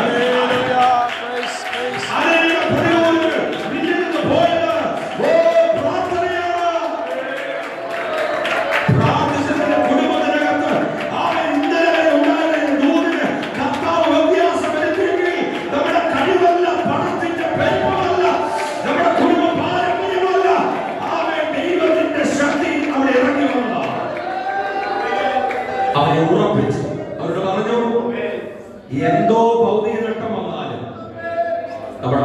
ചെയ്യത്തില്ല, കാലി വരുത്തില്ല. എന്താ കാര്യം? ദൂത് പറഞ്ഞിട്ട് മാറ്റി പറയുമോ ദൈവം? ആമേൻ. യെശയ്യാ പ്രവാചകന്റെ പുസ്തകം 38-ാം അധ്യായം 1 മുതൽ വായിക്കുമ്പോൾ അവിടെ പറഞ്ഞ ഹിസ്കിയാ രാജാവ് തന്നോട് എന്ത് ചെയ്തു? പുള്ളിയുടെ മരിക്കത്തക്ക രോഗം പിടിച്ചു. പുള്ളി എന്ത് ചെയ്യുന്ന എന്നാ പിന്നെ ഇത്രയും നാളൊക്കെ ശുശ്രൂഷ ചെയ്തില്ലേ, എന്നാ പിന്നെ കർത്താവ് പറഞ്ഞേ മരിച്ചേക്കാം. നമ്മളോട് അങ്ങനെ പറഞ്ഞു നമ്മൾ എങ്ങനെയായിരിക്കും ഇരിക്കുന്നത്? അടുത്ത മാസം എത്രാം തീയതി നിങ്ങൾക്ക് വരുന്ന രോഗം നിമിത്തം നിങ്ങൾ മരിക്കാൻ പോവുകയാണെന്ന് പറഞ്ഞാൽ കാനഡയിൽ പോവാന്ന് പറഞ്ഞാൽ സ്തോത്രം വരും. മരിക്കാൻ പോവാന്ന് പറഞ്ഞാൽ എന്ത് ചെയ്യും? ഇതുവരെ വായിച്ചുകൊണ്ട് വന്നതായ വേദഭാവം എല്ലാം പിന്നെ എന്തായാലും ഞാൻ ഇത്രയും നാൾ കഷ്ടപ്പെട്ടു ആരാധിച്ചു, ഒറ്റ മീറ്റിംഗ് മുടക്കിയില്ല, കുടുംബ പ്രാർത്ഥനയ്ക്ക് സജീവമായിരുന്നു, ഉപവാസ പ്രാർത്ഥനയ്ക്ക് സജീവമായിരുന്നു, ദൈവദാസന്മാർക്ക് കൊടുക്കാണ്ടെല്ലാം കൊടുത്ത് കാട്ടെ ഈ പുള്ളി വന്നിട്ട് ഇങ്ങനെ പറഞ്ഞു പോയി. സ്തോത്രം. പിന്നെ നമ്മൾ വായിക്കത്തില്ല. നമ്മുടെ വായനയും പ്രാർത്ഥനയും എല്ലാം നിൽക്കുന്ന സമയമാണ് ആ സമയം. പക്ഷെ ഹിസ്കിയാ വന്ന് ഇരുന്നാണ് പ്രാർത്ഥിച്ചു. ഇന്ന് പകൽ പ്രാർത്ഥിക്കുന്ന വീട്ടിനകത്ത് ചില പ്രതികൂലങ്ങളുടെ ദൂതകൾ മാറിപ്പോകും. ഇന്ന് പകൽക്കാലം ഞാൻ വിളിച്ചു പറയുമ്പോൾ തന്നെ 1 മാസം മുമ്പേ എന്റെ ദേവദാസന് കുടുംബമായിട്ട് അവർക്കറിയാം ഞാൻ ഒരു പ്രതികൂലങ്ങളിലൂടെ കടന്നുപോയി.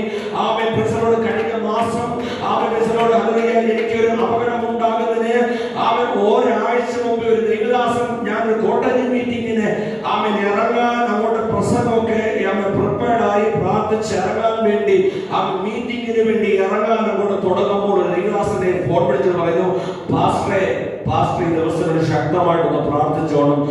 ഒരു ആക്സിഡന്റ് കാണുന്നു, തങ്ങളുടെ കയ്യിൽ ഒരു എക്സ്റേ കിറ്റുമായിട്ട് താൻ ഹോസ്പിറ്റലിൽ നിൽക്കുന്നതായിട്ട് ആത്മാവ് എനിക്കൊരു ദൂത് നൽകുന്നു.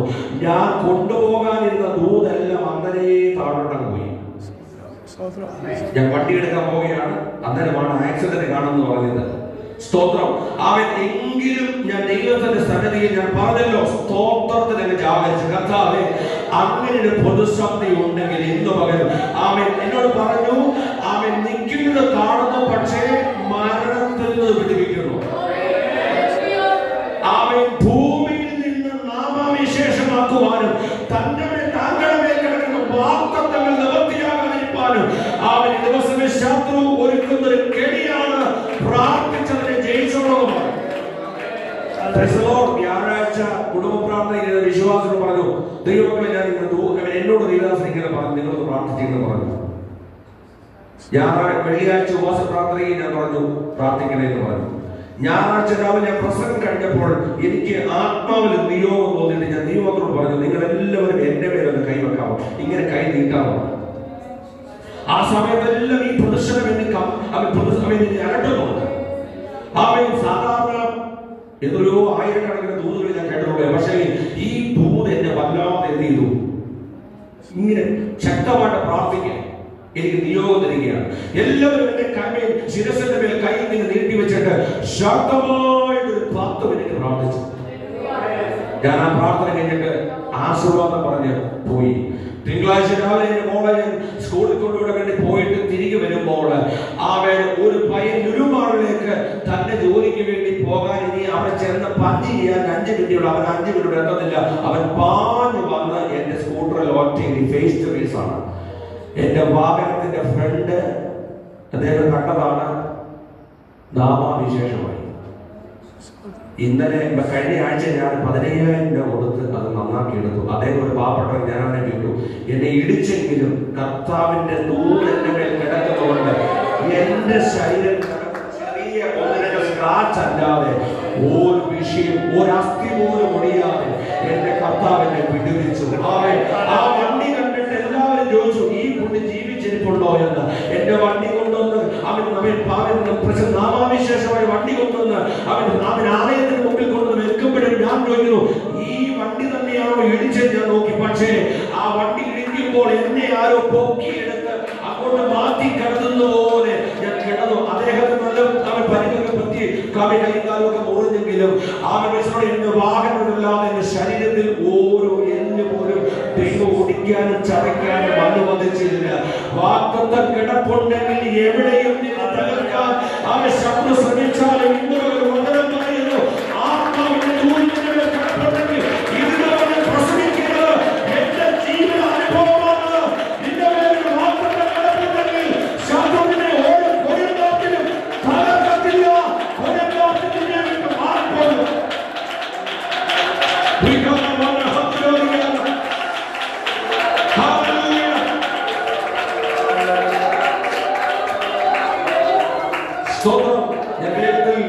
ഞാൻ പറഞ്ഞ് അവസാനിപ്പിക്കട്ടെ. ഇവിടെ പറയുന്നു, അദ്ദേഹം പറഞ്ഞു, ഹിസ്കിയാവ് പ്രാർത്ഥിച്ചു, രോഗം മാറി. ദൂത് മാറ്റം വരണമെങ്കിൽ നാം പ്രാർത്ഥിക്കണം. ഞാൻ എന്നിട്ട് ആലോചിച്ചു, കർത്താവ് ശക്തമായിട്ട് ഇത്രയും പ്രാർത്ഥിച്ചില്ലായിരുന്നെങ്കിൽ മിക്കവാറും എന്റെ കാലെങ്കിലും കുറഞ്ഞവശം ഓടിയേണ്ടതാണ്. കാരണം അത്ര ഇടിയല്ല, വണ്ടിയുടെ ഫ്രണ്ട് മുഴുവനും താഴെ വീണു. പക്ഷേ കർത്താവിന്റെ കരങ്ങളിൽ എന്നെ തോന്നില്ല. പ്രാർത്ഥന ശക്തി കണ്ടോ? എത്ര ദൂത് നമുക്ക് നേരത്തെ തന്നാലും അതിന് അവരുടെ വെറുതെയല്ല, ആ പ്രതികൂലത്തിന്റെ കാറ്റ് മാറാനാണ്. ആ കാറ്റൊന്നും മന്ദമാരനായിട്ട് അടിക്കാനാണ്. അത് ചില തെക്കൻ കാറ്റുകൾ മന്ദമായി അടിക്കുമ്പോഴും ഓർക്കണം, നിന്നിട്ടില്ല, പിശാച് പിന്നെയും പുറകെ നടക്കുകയാണ്. അതുകൊണ്ട് ദിവസങ്ങളുടെ കുടുംബങ്ങളോട് ആത്മാവിന് ദൂത് തരുന്നു. ശക്തമായിട്ട് ദിവസങ്ങളിൽ കുറഞ്ഞു എന്ന് തോന്നുന്ന വിഷയങ്ങളെ അധികം പ്രാർത്ഥിച്ച് ബലപ്പെടാൻ ആത്മാവ് ദൂത് പറയുകയാണ്. കുറഞ്ഞു എന്ന് തോന്നുന്ന വിഷയങ്ങൾ അധികം ശക്തിയോട് വരാതിരിക്കാൻ കുടുംബങ്ങളെ ദിവസങ്ങൾ ഉണർന്ന് പ്രാർത്ഥിക്കാൻ ആത്മാവ് ദൂത് പറയുന്നു. അടുത്ത ഘട്ടങ്ങൾ ചില അവൻ ഉയർച്ചയുടെ നമ്മളുടെ മാറുകൊണ്ട് ശക്തമായ ദിവസങ്ങൾ പ്രാർത്ഥിച്ചോ. ഇവിടെ പറയുന്നത് എന്താണ്? അങ്ങനെ ഈ പ്രതികൂലത്തിന്റെ കാറ്റൊക്കെ അടിച്ചു, ആഹാരം പോലും കഴിക്കാൻ അവൻ കഴിയാതെ കൂട്ടക്കരച്ചിലായിരുന്നു ഇവർക്ക്. അവർ കരഞ്ഞു. പക്ഷെ ദിവസങ്ങൾ തള്ളി നീക്കിയപ്പോൾ അത്ര ക്ലേശകരമാകുന്ന വെള്ളവുമില്ല, ആഹാരങ്ങളെല്ലാം എടുത്ത് കളഞ്ഞില്ലേ, പട്ടിണി കിടന്ന് കരയുമ്പോഴും പൗലോസ് പറയുന്നു, ഉള്ളതൊക്കെ കഴിക്കാൻ അവർ കൊടുക്കുകയാണ്. പ്രതികൂല നടുവിൽ പ്രാർത്ഥിക്കുന്നവന് ഇതൊന്നൊരു വിഷയമല്ലെന്ന്. അവൻ നോക്കൂ, എല്ലാവരും എന്റെ വിധിയാണ് എന്നൊക്കെ പറയുമ്പോൾ പൗലോസ് പറയുന്നത് ഇത് വിധിയല്ല, നമ്മെ കർത്താവ് അക്കരെ എത്തിക്കും. നോക്കിക്കേ, 27-ാം അധ്യായം 41-ാം വാക്യം പറയുന്നത്, കപ്പലിന്റെ അണിയ ഉറച്ചും അമരം തകർന്നും ഉടഞ്ഞു പോയി. കപ്പൽ തിര വന്നിടിച്ച പലകകൾ അടർന്ന് വെള്ളത്തിൽ മുങ്ങി തുടങ്ങി. അല്ലേ? അങ്ങനെ വാക്യം.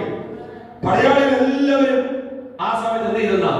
കൊല്ലാൻ ശ്രമിച്ചെന്നാണ് ആ വാക്യം പറഞ്ഞിരിക്കുന്നത്. ഞാൻ അവിടെ എല്ലാം കമ്പിവാക്യത്തിൽ ഇനി ചില മിനിറ്റുകൾ മാത്രമേ എനിക്ക് ബാക്കി ശേഷിക്കുന്നുള്ളൂ. ഞാൻ വേഗത്തിൽ നിർത്താൻ പോവുകയാണ്.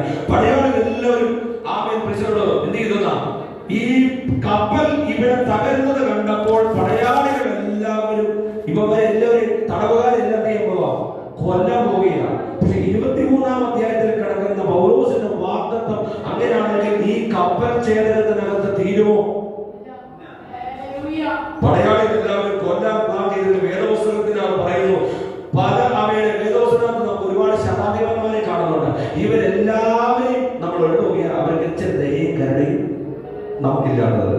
നോക്കിക്കേ, അപ്പൊ മറ്റുള്ളവരോട് കരുതലുള്ളവരൊക്കെയാണ് ഇച്ചിരി കരുതലും ഇച്ചിരി ദയയും ഇച്ചിരി മനസാക്ഷിക്കുള്ള ഒരു ശതാധിപൻ. അദ്ദേഹം പറഞ്ഞു, എന്താ പറഞ്ഞത്? ചാടാനും നീന്താനും കരവറ്റാനും കഴിയുന്നവരെല്ലാം തീർന്നോ? പിന്നെ പറയുന്ന പലകമേലല്ലേ? ഇപ്പൊ ചാടാനും നീന്താനും കഴിവുള്ളവര്, അപ്പൊ കഴിവില്ലാത്തവർ എന്ത് ചെയ്യണം? മനസ്സിലാവുന്നുണ്ടോ? നീന്തറിയാത്ത നമ്മളെ വെള്ളത്തിൽ എന്നായിരിക്കും? സ്വത്രം ഒരു വലിയ കാറ്റടിച്ച് വെള്ളത്തിൽ വള്ളത്തെ പോകുമ്പോൾ വെള്ളത്തിൽ വീണാൽ നമ്മുടെ അവസ്ഥ എന്താണെന്ന് ചോദിച്ചേ. പൗലോസിന്റെ നീന്തറിയത്തിൽ തന്നെ അർത്ഥം പലകയെ പിടിച്ച് പുള്ളി എങ്ങനെ രക്ഷപ്പെടുത്തല്ലേ? ഞാൻ മനസ്സിലാക്കുന്നത് ആ ഒരു പലക, ബാക്കി എല്ലാവരും രക്ഷപ്പെടുത്തുന്നതിന് പൗലോസ് നേതൃത്വത്തിലും പൗലോസിനെ ഒരു പലക ദൈവം വെച്ചു എന്നുള്ളത്. റോമിലേക്ക് പൗലോസിനെ കടത്തി വിടാൻ തക്കവണ്ണം കടലിനകത്ത് കപ്പൽ തകർന്ന തരിപ്പണമായി പലക പോലും ശേഷിക്കാതെ നാമാവിശേഷമാകുമ്പോൾ വാഗ്ദത്തങ്ങളൊക്കെ ഉടഞ്ഞുകൊണ്ടിരിക്കുന്ന സമയത്തും അവൻ എല്ലാവരെയും കൊല്ലുവാൻ തക്കവണ്ണം പടയാളികൾ പ്ലാൻ ചെയ്യുമ്പോഴും ഒരു ശതാധിപന് കണ്ണ നോക്കിയിട്ട് പറയുന്നു, ചാടാനും നീന്താനും കഴിയുന്നവരെല്ലാം അങ്ങനെ, ഈ പലകയിലും ഒക്കെ മറ്റും പിടിച്ചു പോകാൻ കഴിയുന്നവരും അങ്ങനെ രക്ഷപ്പെട്ടോളാൻ പറഞ്ഞപ്പോൾ ഇന്ന് മകൾ വചനം പറയുന്നു, ശതാധിപന് അവൻ അങ്ങനെ പറയാൻ കാരണം ഈ പൗലോസിനോട് അദ്ദേഹത്തിന് ഇച്ചിരി ഇഷ്ടമുണ്ടായിരുന്നു. ഇന്ന് മകൾ ഞാൻ പറയട്ടെ ദൈവമക്കളെ, നമ്മുടെ പ്രാർത്ഥനയിൽ ഉപസിച്ചിലും നമ്മുടെ സ്വന്തം പദ്ധതിയിലും കർത്താവിനൊക്കെ ഇഷ്ടം ഉണ്ടായത് കൊണ്ടാണ് ഈ തകർന്ന പടകിനകത്തും കുടുംബത്തിനകത്ത്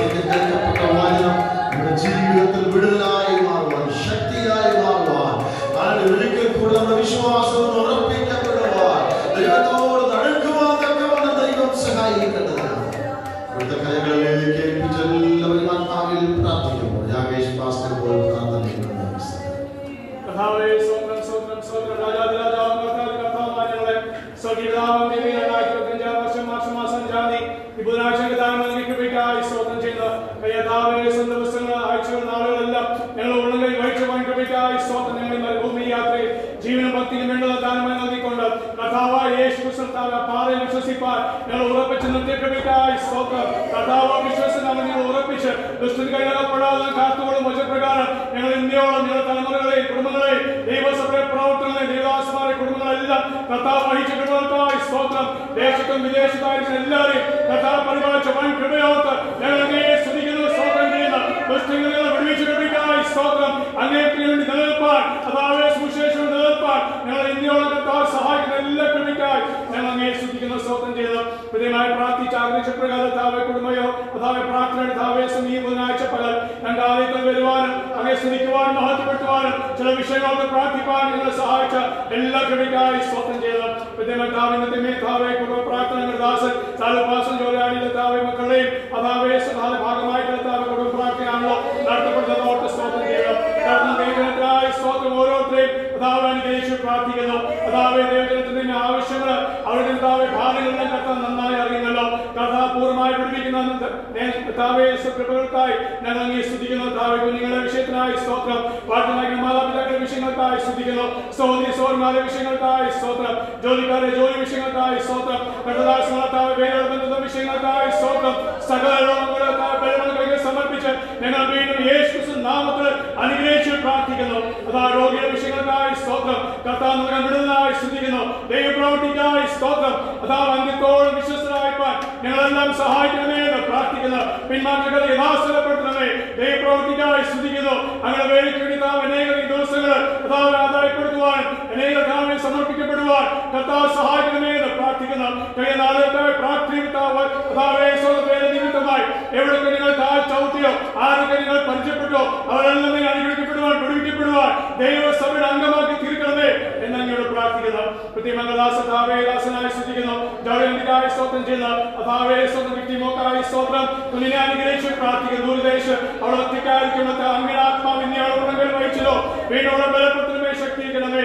ഹോസ്റ്റലിനെ പഠിക്കുന്നതിന് അതാവേ സ്ഥാപനത്തിനും ആ കുഞ്ഞിനെ അനുഗ്രഹമാക്കിടുവാൻ ദൈവസഭയ്ക്കോ താവേ ദേവദാസ കുടുംബത്തിനും ഒരു അനുഗ്രഹമാക്കി തീർക്കണമേ. ഒരു അത്ഭുത വിഷയം ആക്കി തീർക്കണമെന്ന് അങ്ങോട് പ്രാർത്ഥിക്കുന്നു. ദൂരമായി കാരണമായി സ്തോത്രം. കർത്താവ് തന്നെ കുഞ്ഞിനെ ഉള്ളം കൈ വൈകുന്നതിനായി സ്തുതിക്കുന്നു.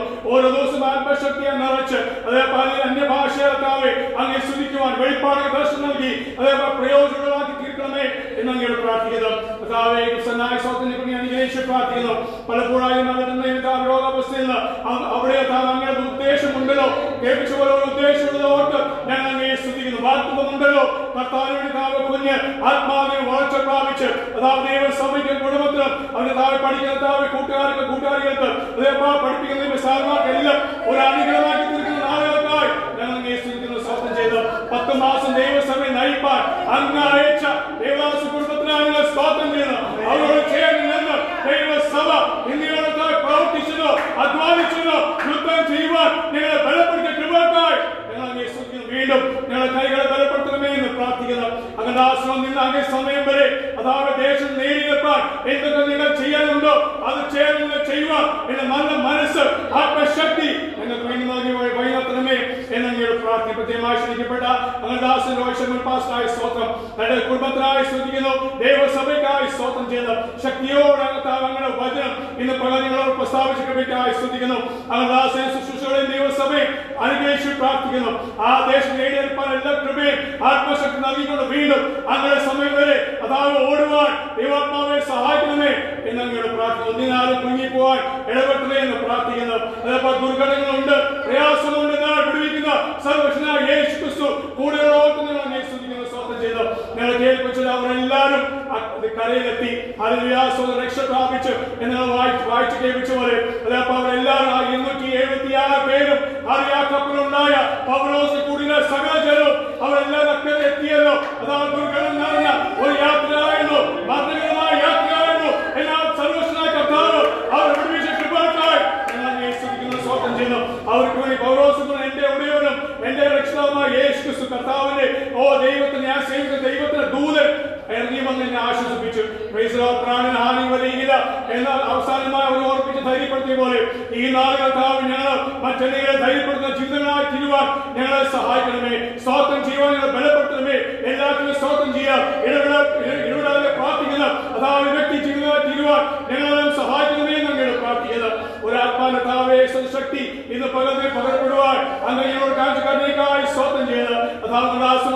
ചെയ്ത് തനിക്ക് അനുഗ്രഹമാക്കി നൽകുന്ന കൃപയ്ക്കായി സ്തോത്രം ചെയ്തു. ആത്മീയമായ ഭൗതികമായ സാമ്പത്തികമായ ക്ഷായ്മ ദേവദാസൻ കുടുംബത്തെയും ഇവിടെ ദൈവസഭയെല്ലാം യേശുക്രിസ്തുനാമത്തിൽ അനുഗ്രഹിച്ച് പ്രാർത്ഥിക്കുന്നു. ഈ ദേശം നേടിയപ്പെടുന്ന കൃപയും ബുദ്ധിയും ജ്ഞാനവും വെളിപ്പാടും കൂടുതലായി നൽകണമേ എന്ന് ഞങ്ങൾ പ്രാർത്ഥിക്കുന്നു. പ്രധാന പ്രവൃത്തികൾക്കായി സ്തോത്രം ചെയ്യുന്നു. ഇത്രത്തോളം നിങ്ങളെ സഹായിച്ച സെക്ഷന്റെ പ്രവർത്തനങ്ങൾക്കായി സ്തോത്രം. വീണ്ടും ബലത്തോടെ നിൽപ്പാൻ ഞങ്ങളെ സഹായിക്കുന്ന നാളുകൾക്കായി സ്തോത്രം. എല്ലാം നന്നായി കർത്താന പ്രവർത്തിക്കായി ശ്രദ്ധിക്കുന്നു. കർത്താവിന്റെ നിമിത്തം വരാൻ വേണ്ടി ഞാൻ ഒരുക്കുന്ന കഴിവിക്കായി സ്തോത്രം. ലോകപ്പെട്ട വിഷയമാർക്കും വിശാല സമാധാനമായി പ്രാർത്ഥിക്കുന്നു. പ്രാർത്ഥനായി സ്തോത്രം സകലവും ഞങ്ങൾക്ക് ജീവൻ നൽകിയ ക്രിസ്തുയേശുവിന്റെ നാമത്തിൽ തന്നെ സ്തോത്രം.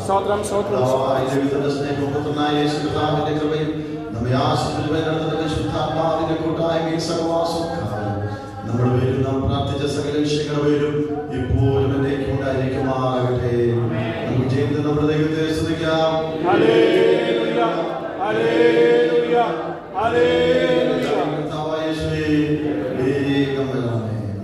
സ്വീകരിച്ച് കടന്നുവന്ന് വചന ശുശ്രൂഷിച്ച ദൈവത്തിന്റെ ദാസനത്തേക്ക് നന്ദി അറിയിക്കുന്നു. കടന്നുവന്ന് സഹകരിച്ച എല്ലാ ദൈവജനത്തിനും